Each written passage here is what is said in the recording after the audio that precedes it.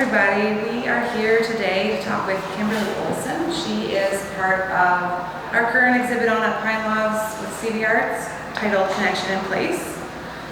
And she's here to tell us a little bit about her work and about herself. Hi Kimberly, thanks so much for coming in. Hello. How are you? Yeah, I'm doing good. I have to say I'm a little nervous being in front of the camera, but that's okay. I'll just work with it. Totally. That's why I'm an artist. I'm introverted and I have my studio. So tell us a little bit about yourself. So, I guess long-term resident of the Columbia Valley and grew up in a family of artists. My dad has made a living and done lots of art throughout, well, since forever. Same with his brother and sisters and everyone like that. And my mom has been endlessly supportive of those ventures. And so yeah, it was just really, definitely wasn't pushed, but it was encouraged. If we wanted to learn, if we wanted to play around in that art studio and stuff. So it's just kind of been something that's been part of my blood since day one, you know? So yeah, just been doing that, and then I ended up going off to art school.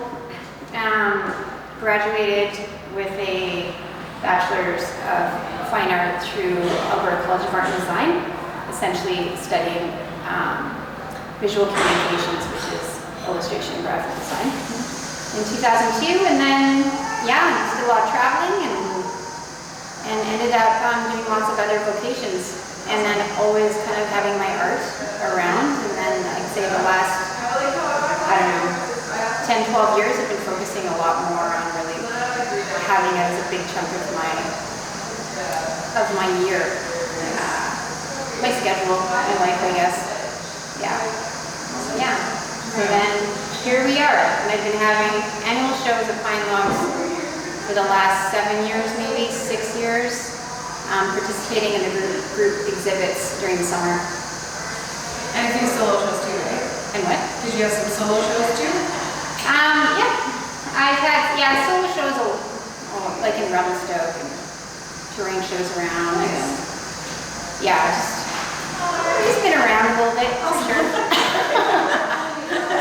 And you, I understand you were funded by a grant to put this show on. Can you tell us a little bit about that? Yeah.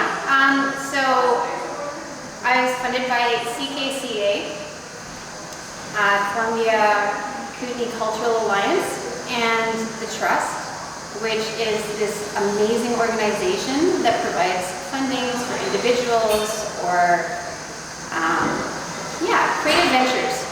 And so I have applied a number of times over the years, and I've been lucky to receive it on multiple occasions, which has been very, very helpful. So I encourage all artists to look into it.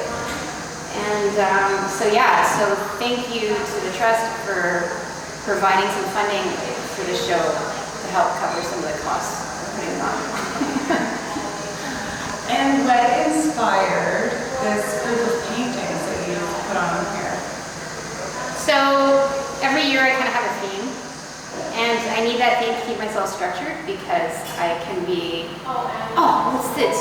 I'm like the endless learner. It's like little chipmunk, you know? It's like, Anyways, so I have to pick something that I feel I'm not going to get bored with and that I can stay inspired over the years. So usually it's something to do with psychology and processing, having that inner dialogue coming out into the paintings, and so they are very personal, and this year is based on Islands of Peace, and with all of the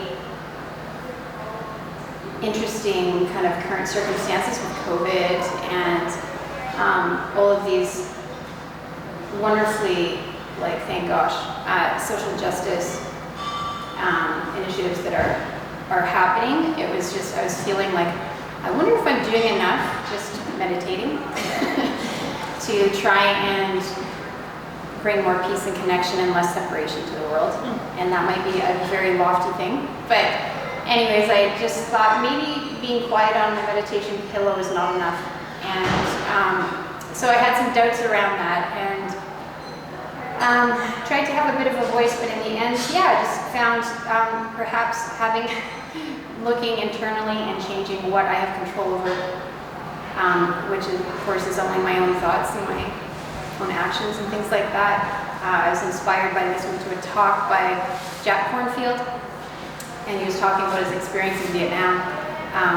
And during the Vietnam War, he became, after serving on medical teams in the Mekong River, he became a monk, and one of his teachers would tell the others, people that would be coming in, his colleagues that would come in and say, "What the hell are you doing? Get off your ass, we have a war to fight." You know, and his teacher would say that, you know, we need more places outwardly that represent peace, and finding a place where we don't have that separation or the war within. So the only way we can do that is by removing the landmines in our own heart. So it's actually cultivating that peace within, because it all starts from within. You know, if we remove the landmines of the heart, it can never escalate to a place where it turns into a war eventually. So that's kind of the thought process there. So these are islands of peace, kind of heavy duty, but so these were my own process in going through my feelings around COVID, other personal things, different challenges in my life, and also touching on that place of gratitude and light and brightness. And so that's what came out of it. These are all my peace places. Nice. And a lot of them are out of my imagination. I did use reference for this one from a hike, do a lot of hiking.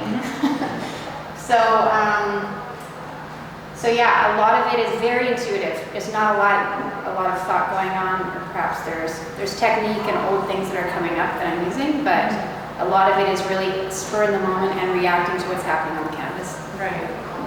And you are an artist in residence here at Pine Logs.